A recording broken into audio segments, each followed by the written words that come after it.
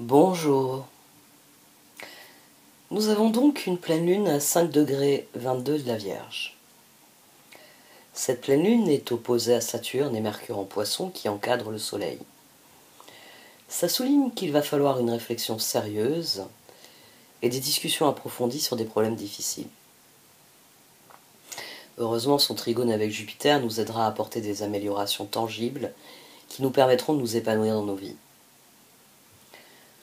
En fait, cette pleine lune veut que vous examiniez votre quotidien afin de déterminer quels changements doivent être apportés. Les thèmes de la santé, du bien-être sont bien sûr, j'ai envie de dire, les nord de la boussole des changements. La pleine lune en Vierge, elle est donc opposée au Soleil, à Mercure, à Saturne, en Poisson. Ce qui peut provoquer de l'inquiétude, de la peur, des tensions relationnelles, des disputes. Bref, le week-end va être agité, et plus encore la semaine qui suit.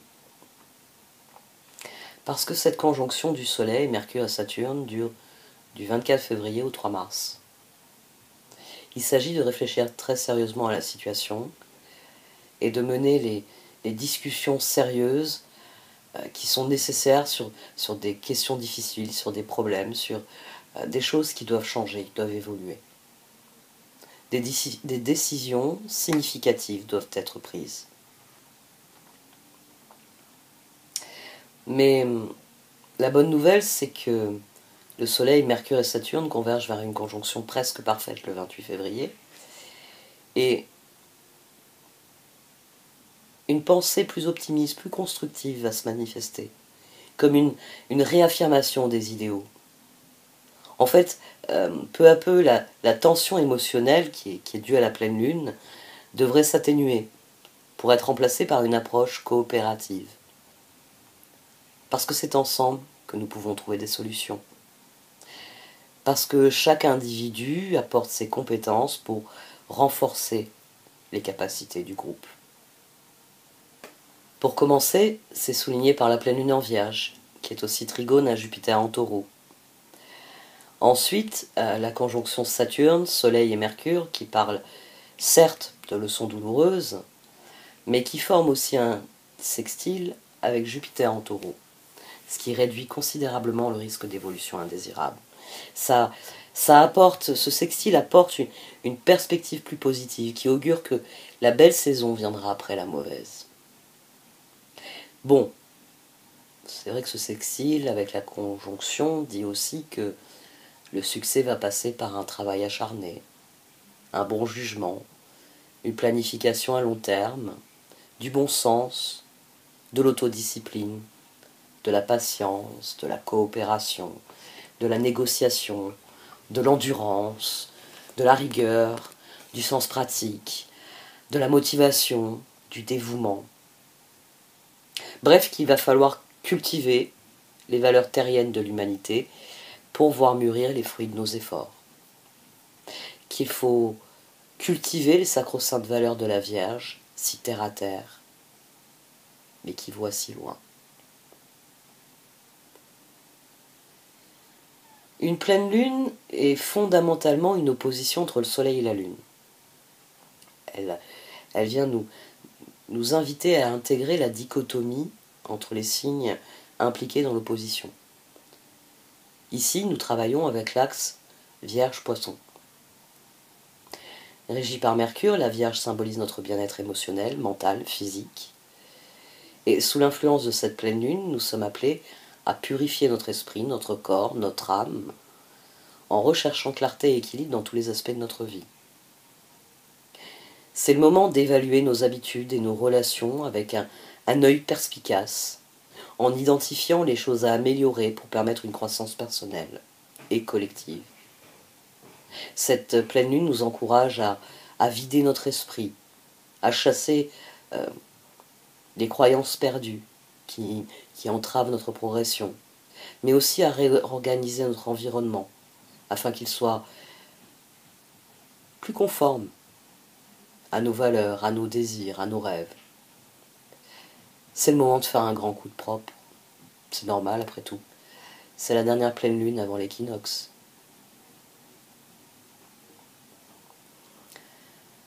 N'oubliez jamais que la pleine lune est essentiellement un appel à l'équilibre entre le soleil, notre ego, notre identité physique, et la lune, qui elle représente notre paysage émotionnel et nos sentiments les plus intimes. Avec le soleil en poisson et la lune en vierge, il s'agit d'harmoniser les aspects subconscients avec les aspects pratiques, objectifs de notre vie. Mais c'est vrai que c'est beaucoup plus facile à dire qu'à faire, surtout lorsqu'on considère l'astrologie de cette pleine lune. En particulier parce que Mercure, le dirigeant de cette pleine lune, se trouve à son détriment en poisson, opposé au signe qui gouverne. Les poissons, eux, c'est les poissons. On peut voir ainsi, les poissons sont rêveurs, la Vierge est méthodique. Et donc les poissons rêveurs sont gouvernés par Neptune, sont associés à l'intuition, à l'empathie, à la spiritualité, tandis que la Vierge méthodique est gouvernée par Mercure et est reconnue pour sa nature analytique, son souci du détail, les services qu'elle rend. Il s'agit donc de réfléchir à ce dont nous avons besoin pour mettre de l'ordre, mentalement, spirituellement, individuellement d'abord, et ensuite remettre de l'ordre collectivement. Après tout, notre réalité physique est une manifestation de notre monde intérieur. Donc si quelque chose ne va pas, si c'est le chaos dans notre environnement, il est probable que c'est le chaos à l'intérieur. Nos doutes se reflètent dans le chaos.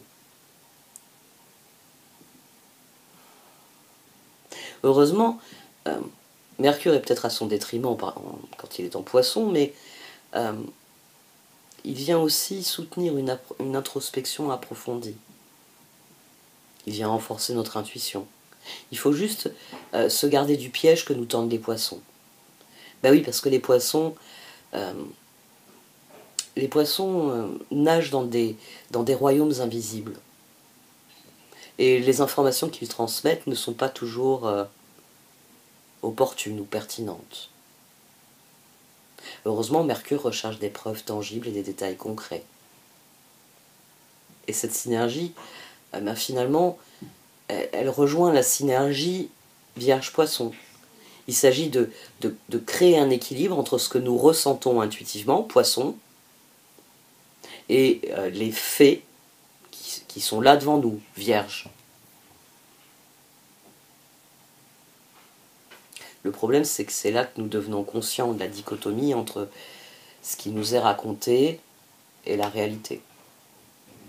D'ailleurs, suite à cette pleine lune en Vierge, attendez-vous à ce que des informations cachées soient révélées. Parce que la Vierge déchire le voile de brume illusoire créé par la nage des poissons. En fait, c'est le rôle de la pleine lune en Vierge.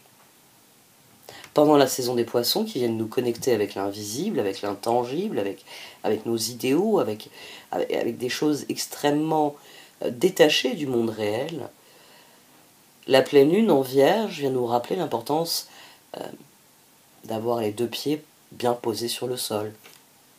Vient nous rappeler que planer c'est agréable, mais c'est pas une façon de vivre. Il faut maintenir une connexion solide avec la Terre, avec la réalité. Il faut savoir rester connecté à la réalité, même au milieu du chaos de l'univers. Les poissons sont notre but dans la vie, parce qu'ils représentent quelque chose d'extrêmement élevé, spirituellement parlant. Il souligne que lorsque nous élevons notre conscience individuelle, nous élevons la conscience du divin de manière collective. Mais il est important d'avoir toujours à l'esprit que nous ne pouvons réaliser cette mission divine des poissons que si nous incarnons la Vierge. C'est-à-dire que si nous trouvons des moyens significatifs de contribuer, si nous faisons quelque chose qui rend le monde meilleur que l'état dans lequel il était quand on y est arrivé. Si nous sommes au service du monde. C'est assez bizarre pour moi de parler de ça, parce que ça fait partie des choses, j'ai beaucoup conscientisé ce genre de choses, et depuis que mes enfants sont petits, il y a une chose que je leur ai toujours dite: quand on quitte une pièce, on doit la laisser plus propre que ce qu'on l'a trouvée. Alors autant vous dire que ça a été reçu diversement par mes enfants au fil des années. Maintenant qu'ils deviennent adultes, ils commencent à comprendre le sens de ça. Oui, c'est... Mes filles surtout, quand elles se suivent dans la salle de bain. Maman dit qu'il faut les nettoyer derrière soi. Mais c'est la Vierge en moi qui s'est exprimée pendant toutes ces années. Parce que c'est ainsi que je vois les choses. C'est ainsi que la Vierge voit les choses. Il s'agit d'améliorer les choses. Pas de les empirer, pas de les détruire. Alors, c'est vrai qu'il y a la notion de service pour la Vierge a souvent une connotation négative. Parce que c'est associé au fait d'être chargé de responsabilités, de devoir accomplir des devoirs. Mais c'est pas ça, être au service, pas selon la Vierge. Et d'ailleurs, c'est pas non plus être gentil, donner des choses gratuitement, ou remplir un devoir pour se soulager d'une culpabilité. Non, pour la Vierge, être au service, c'est tout simplement ce que nous devons être. L'individu est au service de quelque chose de bien plus grand que lui. L'être humain est au service de l'humanité. C'est le cycle du zodiaque. Une fois que nous avons découvert notre véritable essence dans le signe du lion, devenir utile, rendre service, c'est la prochaine étape de notre évolution humaine. Lorsque nous suivons le flux de la vie, nous transformons nos dons en quelque chose qui crée de la valeur dans ce monde. Et c'est de ça qu'il s'agit. En plus, la Vierge sait à quoi servent les choses. La Vierge est gouvernée par Mercure. Mais chez elle, nous n'avons pas l'approche intellectuelle cérébrale des Gémeaux. Parce que les connaissances de la Vierge, signe de terre, sont ancrées dans la nature, dans la matière. En fait, vous pouvez le voir ainsi, si les Gémeaux sont notre cerveau, la Vierge est notre intestin. Vous savez, le deuxième cerveau. Nous avons des milliards de micro-organismes dans nos intestins qui coexistent dans un écosystème complexe et chacun joue un rôle particulier dans le maintien de notre santé, de notre homéostasie. Et de là, nous pouvons extrapoler, dire qu'être utile, c'est tout simplement remplir notre rôle dans le grand écosystème qu'est la vie. C'est pour ça que l'axe Vierge-Poisson est l'axe du service. Les poissons rendent service en faisant preuve de compassion, ou même en sacrifiant leurs besoins individuels pour le bien commun. Parmi les figures les plus saintes, parmi les personnes qui ont fait par exemple des choix de vie monastiques, vous avez énormément de poissons. Et des thèmes qui entremêlent les poissons et les vierges sont encore plus nombreux. Mais la Vierge, elle rend service de manière beaucoup plus concrète. L'énergie de la Vierge, elle est pratique et mesurable. Parce que la façon dont la Vierge aide produit une amélioration qui se traduit de manière matérielle et tangible. C'est pour ça que la Vierge est associée au travail et aux récoltes. Parce que faire le travail de la Vierge ne veut pas dire fournir un travail acharné, comme chez le Taureau ou le Capricorne. Non, ici il s'agit de récolter les fruits qu'on a intelligemment semés. La Vierge crée un verger, et elle sait que chaque année elle aura des fruits, que ça reviendra par cycle. Parce que l'énergie de la Vierge est naturellement utile. Parce qu'elle préfère résoudre un problème plutôt que d'en créer un nouveau. Et nous devrions tous avoir ce bon sens. Parce que ça améliore quelque chose au lieu de l'endommager encore plus. C'est pour ça que l'énergie de la Vierge est l'un des moteurs du progrès, et même un des moteurs du bien-être. Parce que, grâce à la Vierge, nous avons l'agriculture et la nourriture. Nous avons des villes et des installations sanitaires. Nous avons des transports en commun. nous disposons de systèmes organisés, de processus efficaces. Oui, ils sont plus si efficaces que ça, mais les imbéciles qui ont fait de la merde, ils sont pas vierges. Ils sont narcissiques, mais ils sont pas vierges. Narcissiques. Je crois qu'il faut créer un signe pour eux. Donc, en Vierge, nous apprivoisons notre lion intérieur par l'introspection. Mercure étant la seule divinité capable de voyager librement entre les enfers et le monde du vivant, il représente la pensée et la communication. Il va faciliter le processus d'introspection et de réflexion qui est propre à l'archétype de la Vierge. Grâce à Mercure, la Vierge permet d'intérioriser quelque chose que nous percevons avec nos sens. Nous entrons à l'intérieur de notre intuition, de cette conviction que nous portons en nous, et nous déterminons dans quelle mesure cette conviction, cette connaissance peut améliorer les choses de manière constructive. C'est pour ça que dans la Vierge, il y a l'idée de voyager dans un monde souterrain intérieur, d'intégrer l'inconscient au conscient, et vice-versa. Parce qu'il s'agit d'intégrer d'abord les leçons intérieurement, puis de les mettre en œuvre extérieurement. La Vierge est un maillon essentiel des spirales ascendantes que sont nos vies. Tiens, ça faisait longtemps, la spirale ascendante. Ben oui, il se trouve que le symbole sabiant de cette pleine lune est un manège. Et ce symbole représente le fait qu'il va falloir trouver l'équilibre au milieu de turbulences émotionnelles que crée tout changement. Ben après tout, la vie a ses hauts et ses bas avec ses cycles. Donc notre vie émotionnelle est tel un manège qui nous oblige perpétuellement à rechercher l'équilibre pour faire face au changement. Je vous parlais souvent au quotidien des montagnes russes de la vie. Ben, c'est de cela qu'il s'agit. Un manège d'expérience. Nous choisissons à plusieurs reprises le même type de situation, jusqu'à ce que nous en assimilions pleinement les leçons.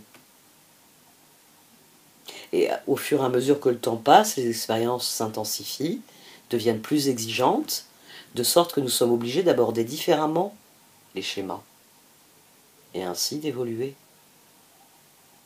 La spirale ascendante. Le symbole du manège souligne que, bien que nous ayons l'impression que nous n'allons nulle part, en fait c'est une illusion. Parce que le progrès s'articule et il se révélera en temps utile. Après tout, la perfection vierge ne s'obtient que par la répétition. Vierge aussi. C'est vierge. Ce qu'il est intéressant de considérer ici, c'est le symbole sabiant du soleil. Et il est représenté par des officiers en parade vestimentaire. Et là, ce qui est intéressant, alors, il y a deux choses. La première est assez anecdotique, mais comme les officiers du symbole, Saturne aux côtés du soleil nous dit que la discipline sera requise.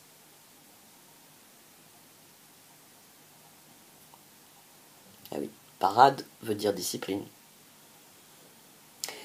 Officier en parade vestimentaire.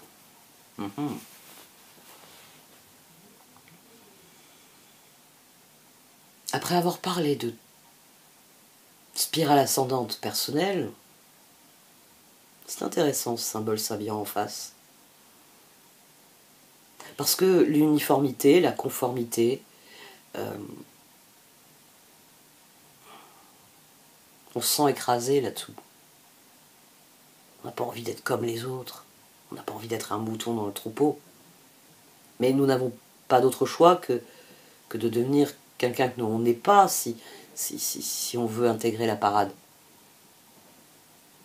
Parce que faire partie d'un groupe, ça apporte d'énormes avantages. Qu'il s'agisse de faire partie d'une famille, d'un cercle d'amis, d'une communauté quelle qu'elle soit, ou encore d'une nation. Mais cela se fait au prix d'une certaine conformité et d'une obéissance aux règles tant écrites qu'implicites. Il s'agit d'adhérer à des valeurs, d'adhérer à des principes. S'impliquer dans un groupe génère inévitablement des frictions, des concessions. C'est pour ça qu'une grande partie de notre vie est façonnée par les choix que nous faisons et que cela se reflète dans ce que nous sommes prêts à faire pour le bien du groupe. Parce que la tradition, les protocoles, les parades reflètent toujours les valeurs culturelles du groupe. C'est à ça qu'ils servent. Ça sert de repère. Cela signe l'appartenance à quelque chose. Et le plus évident des repères est souvent notre tenue vestimentaire qui reflète beaucoup de nos choix. Nous portons certains uniformes à différents moments en guise d'exposition extérieure de ce que nous sommes, de ce que nous vivons, de ce que nous choisissons, de ce qui est évident pour nous. Et nous remarquons chez les autres toute différence qui signale la non-appartenance au groupe. Alors, la plupart du temps, c'est totalement inconscient. Et quand vous en discutez avec les gens, ça déclenche souvent des réactions défensives. Pourtant, il est vrai que la façon dont nous nous habillons indique d'emblée un certain nombre de nos choix. Et il est prouvé que notre opinion se forme essentiellement au premier regard. C'est ainsi. L'être humain dévisage l'autre être humain pour repérer les signes qui définissent ses choix et ses engagements. Ça permet de définir où se trouve le terrain d'entente entre les deux. Sur quoi ils vont s'accorder, sur quoi ils vont se disputer. C'est pour ça que certains cercles imposent un dress code à leurs membres, pour bien marquer cette appartenance, pour dissocier clairement ceux qui n'y appartiennent pas. Et bien souvent, durant l'ascension de la spirale, nos goûts comme notre style évoluent. J'aime toujours autant le punk, mais je dois avouer que mon style a beaucoup évolué, tout de même. Même s'il reste toujours une pointe de rock et de punk. J'adore les épingles à nourrice. Et les inscriptions au feutre noir. Mais voilà, avec l'âge, nous évoluons mentalement, nous abandonnons les débiles de la mode pour aboutir à notre propre style. Et l'expérience faisant, comme nous avons mieux intégré les codes sous-jacents, nous affinons ce style, et donc l'image que nous renvoyons aux autres. On peut décliner ce couple de symboles saillants ainsi. Où on peut se concentrer, et c'est ce que j'ai envie de faire pour conclure, on peut se concentrer sur la dichotomie. La dichotomie qu'il y a entre un groupe uniformisé qui suit le protocole en chantant et en marquant le pas, et l'individu au sein de ce groupe, prisonnier du schéma, ou si vous préférez du manège. Car si nous avons besoin pour grandir de nous définir par rapport à un cadre de référence stable et sécurisant, il arrive toujours le moment où il faut s'affranchir de ce cadre, où il faut trouver son propre rythme pour écrire sa propre chanson. Et c'est de cela qu'il est question ici. C'est honorer les traditions et perpétuer celles qui ont du sens, mais abandonner les règles débiles qui entravent le bon fonctionnement. C'est adhérer aux valeurs qui créent un groupe uni et résilient, parce que ses membres cultivent l'honnêteté et la loyauté, mais surtout, ils refusent ce qui détruit leurs traditions et leurs valeurs. Mais il faut savoir de l'autre côté aussi nourrir notre vie individuelle et sa spirale ascensionnelle, en analysant les causes bien plus que les effets, en rejetant les explications simplistes pour accéder à une vérité plus tangible, plus concrète, en acceptant les faits au lieu de se bercer de mensonges illusoires. Bref, cette pleine lune en Vierge vient déchirer le voile de brume qui s'est formé depuis que Neptune intensifie la nage des poissons. Au fond de vous, vous sentiez bien que les choses n'étaient pas ce que l'on vous en disait. Alors profitez du week-end pour aller chercher les réponses aux questions que vous vous posez. Moi, je vous parle d'astrologie, mais il y a sur Internet un nombre innombrable de vidéos, de textes, de livres, bien sûr, sur une foule de sujets. Et c'est sur ça qu'il va falloir utiliser le discernement de la Vierge pour éliminer les conneries, poissons. Et il y en a beaucoup des conneries depuis que Neptune est rentré en poisson. Parce que c'est le plus rapide à propager les illusions et les mensonges et autres conneries. Mais vous avez aussi des personnes qui sont très compétentes, qui ont à cœur d'explorer un sujet et qui vous en apprendront beaucoup. Profitez de cette pleine lune en Vierge pour faire un grand ménage dans vos croyances. Ça va libérer votre esprit mais aussi votre vie. Et vous pourrez passer au prochain tour de la spirale ascendante. N'oubliez pas que le manège est une image intéressante parce qu'elle préfigure bien le schéma. Pour qu'il y ait spirale ascendante, il faut qu'à un moment donné, vous quittiez le manège pour monter sur un autre manège. Il faut comprendre. Pensez à un enfant à la fête foraine. Le premier tour, il crie, il a peur. Oh, qu'est-ce qui se passe? Ça va trop vite. Deuxième tour, il est beaucoup plus calme, il regarde autour de lui. Oui, parce que pendant qu'il criait, la première fois, il a entreaperçu des trucs. Il a ressenti, il a compris des trucs intuitivement. Donc le deuxième tour, il va analyser. Le troisième tour, il est beaucoup plus à l'aise. Ça y est, pouf, il maîtrise le truc.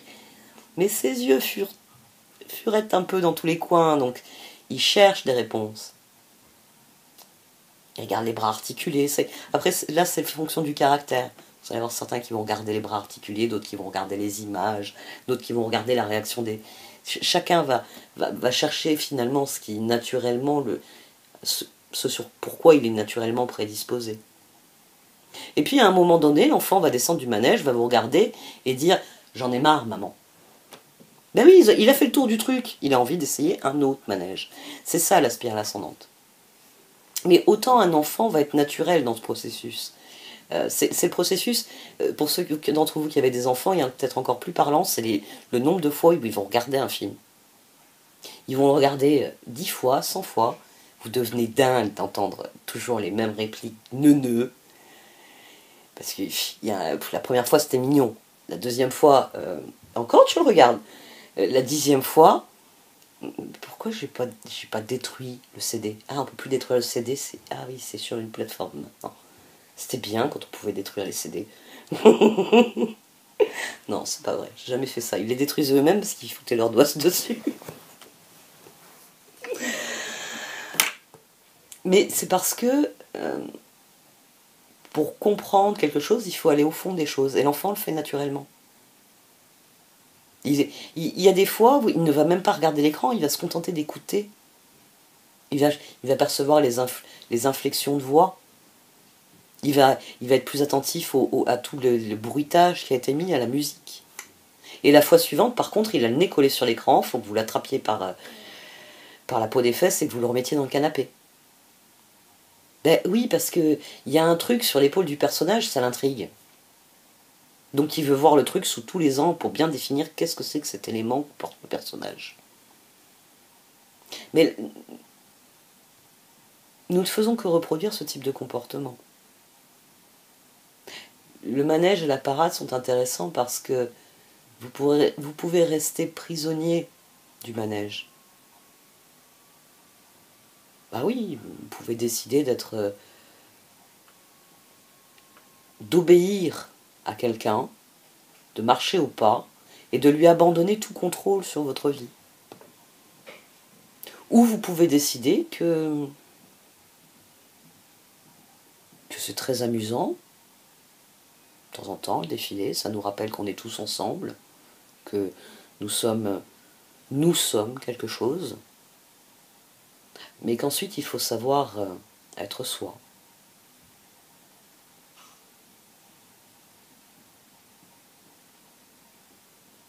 Donc profitez de cette pleine lune en Vierge pour faire un grand ménage dans vos croyances, pour clôturer un cycle, pour vous libérer de ce qui vous empêche de passer au prochain manège, à la prochaine étape de la spirale ascendante. Après tout, Soleil, Mercure viennent prêter main forte à Saturne en Poisson.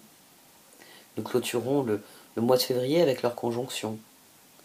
Ça devrait permettre de s'extirper quelque peu du cycle infernal d'illusions et de mensonges propagé par Neptune en Poisson.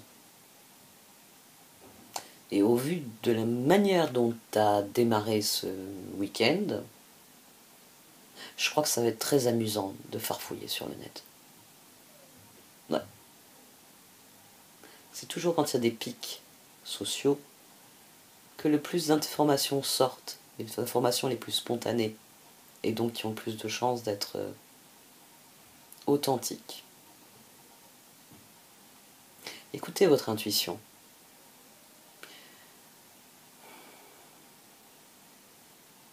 Nous savons toujours quand quelque chose n'est pas juste.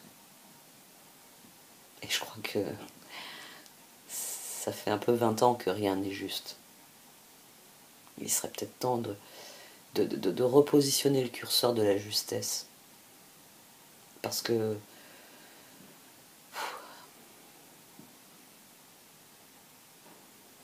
c'est fatigant de voir autant de bêtises et de méchanceté. Il va falloir revenir à quelque chose de plus sain, de plus gentil, de plus humain.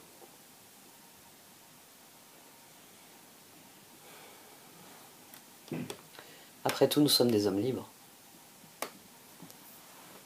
Et la plus grande des libertés, elle est en nous. C'est celle que nous nous accordons. C'est celle que nous accorde notre processus de réflexion. Quand vous êtes seul, dans le silence, quel que soit l'environnement dans lequel vous êtes, quels que soient vos goûts en matière de déco, en matière de position, allongé, assis, debout, vous êtes libre dans votre tête. C'est une fameuse chanson, Michel Berger, une référence de la musique française. Parce que c'est ainsi que ça fonctionne. Il s'agit d'être libre dans sa tête. Et cette pleine lune va être très utile. Parce qu'elle empêche, à mon sens, elle empêche que Neptune continue de propager ses mensonges, ses illusions. Non, je dirais pas ce mot-là. Je parle anglais, mais je ne l'emploie pas. Bon, j'arrête là pour cette pleine lune. Je suis bien malade, qui plus est. J'ai déjà été malade à la nouvelle lune, là je suis encore très malade. Il y a une énergie de purge qui est très forte pour moi. J'espère que pour vous, vous vous portez bien. Et j'espère que cette vidéo va vous plaire. Vous pouvez liker, commenter, partager. Merci de m'avoir écouté. Au revoir.